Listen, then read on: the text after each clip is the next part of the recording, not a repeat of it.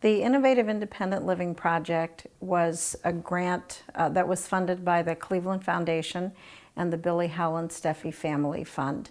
And it was originally intended to be 18 months, and because of the complexity of everything that we were doing, it has now been extended to almost 3 years. It is a project that was conceived by a group of parents and professionals that was to prove the premise that people with certain disabilities could live independently in their own community through the use of technology in lieu of human staff support, and that the technology would provide a way to make it cost-effective. You could then create a healthy and safe environment for people with developmental disabilities. We now have 7 young men living in their own homes. This film will be about 6 of those young men, which are the primary users of the technology. They live in 2 different homes. We're going to talk a little bit about how those homes function and what technology is used in each of them.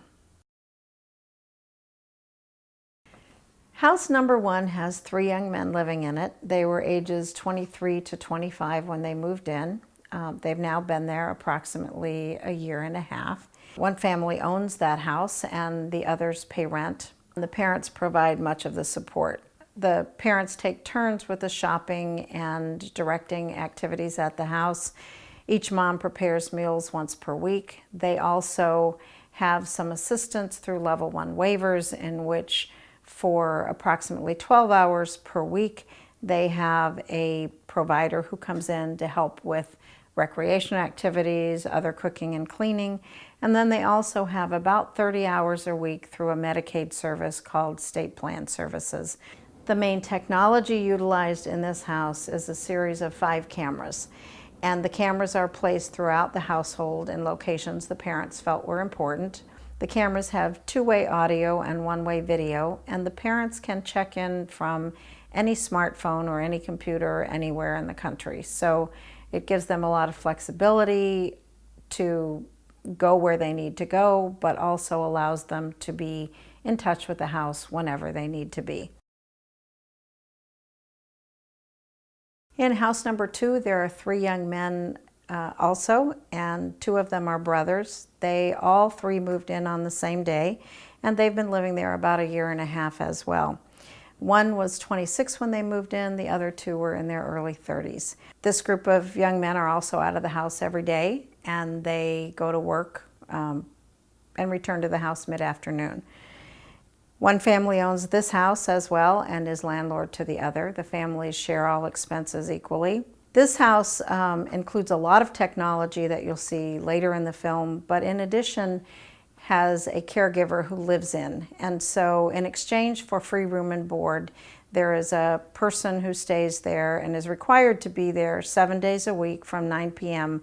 until 7:30 in the morning. The young men all have level 1 waivers as well, and this provides about 15 hours of support services per week, and they also get 14 hours of state plan services.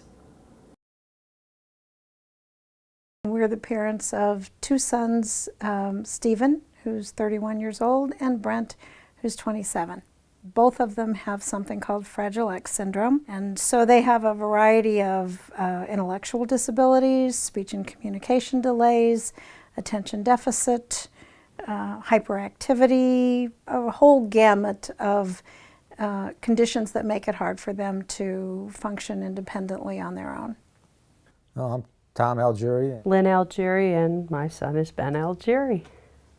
Well, we adopted him from South Korea. He was mentally retarded for unknown reasons, and he has some autistic tendencies. Obviously, you know, his learning curve fell off pretty quick. Yeah. He'd pretty much maxed out on most academic things by about the 2nd or 3rd grade. He was approximately 19 months old when we adopted him, but he was left on the doorstep of the police station in Seoul, so we have no family history, we have no medical history. We know nothing about him before that point. Tim is 32, and he has autism. And like we tell Tim, he has a little bit of autism that sometimes gets in his way. Jeremy is 25 years old. He's born in 1984. He's going to be about to be 26. Yeah. He has Down syndrome as his primary handicap. He's got some ADHD with his Down syndrome. He's got some cognitive delays. He's very, very social. He has really good judgment, and that's him, not his disability. But he can't read, he can't write, he can't do any kind of math. He's got a lot of pragmatic skills, but he has no money management skills. But he really enjoys people, and he really has an independent streak and a need to be like everybody else. Scott is 25, and he had a pretty normal childhood up until he was around 5, turning 6, when he had some visual problems, and he was diagnosed as having a brain tumor. Due to the surgeries that he's had, his major problem now is short-term memory is not very good.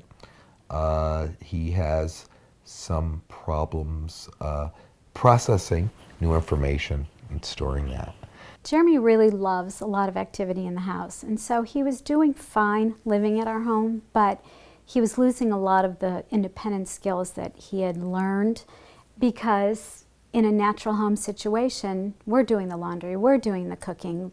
So he did some things on his own, but not as many as he was capable of. And as his brothers and sisters got older, he no longer had some of the social contact that he was craving, because not everybody was home. It wasn't a 3-ring circus like it had been. And as his older siblings moved on, he was kind of interested in living on his own, and he would talk about that. But he liked having everything done for him. So he was getting a little complacent. And my concern for him was the fact that I'm not going to be around forever. And I truly did not want my other children to have to figure out how to help him deal with either living on his own, or my loss and then living on his own, or they would have to take him in, which would be another adjustment. I wanted him to be independent and living as functionally as he could be, socially and within work, and have all his supports in place. Well, we had put him on the waiting list for residential housing when he was 8 years old. And we'd had a meeting, I think it was in August, yearly evaluation. And, we said, okay, Ben's 24 now. When can we expect him to be, get into a group home, that kind of thing. And she said, well, we can probably get him into a house in about 15 or 20 years. And I was like, what?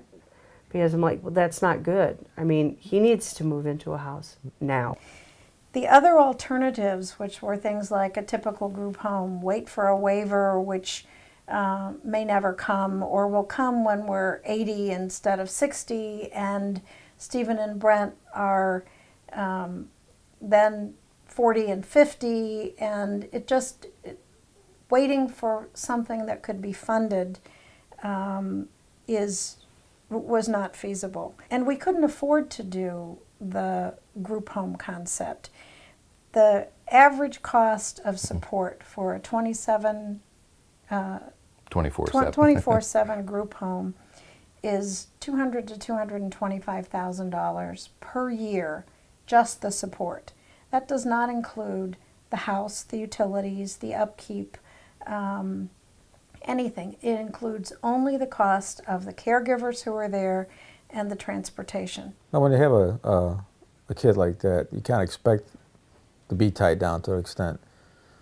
But at the same time, you always hope that, there's some relief in the end, somehow they get taken care of, and at the same time, we can get some relief from it also. Well, I think the thing for us was we had thought, that we would have the double house, or that we would buy some land and build a house and another house next to it.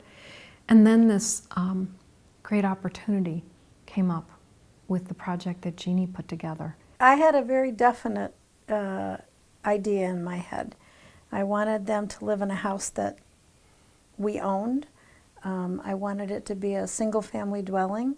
I wanted it to be in our community and close enough to what one might call the center of town that they could ride bikes or walk to the store and the library and the rec center.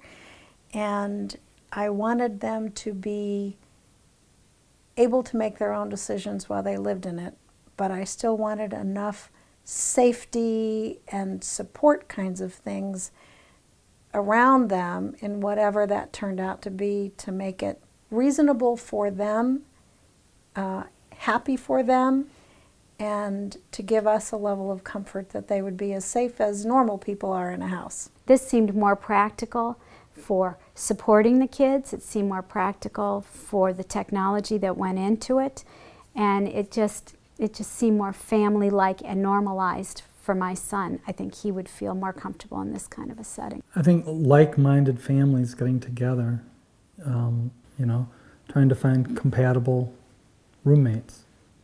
So I think that was the appeal to us. You know, the thought of Tim too far away from us, say in a group home that we didn't know anything about, the thought of creating something close by home, near where we were, in proximity to us, was a great appeal with some like-minded families. I'm a pretty optimistic person, and I always say, why not? And so as I'm listening to all this, I'm thinking, I can picture this happening. I was nervous about the finances. I was nervous about finding the right families to work with because, you know, everybody has their own style, and it's like having, you know, several roommates because we would have to work together. But it's, I think primarily I just thought this is such an unbelievable opportunity. And if I don't take advantage of what I'm learning here, who knows when I'm going to have an opportunity like this again. So we felt kind of like we should take advantage of the moment in time for Tim and for us to do something.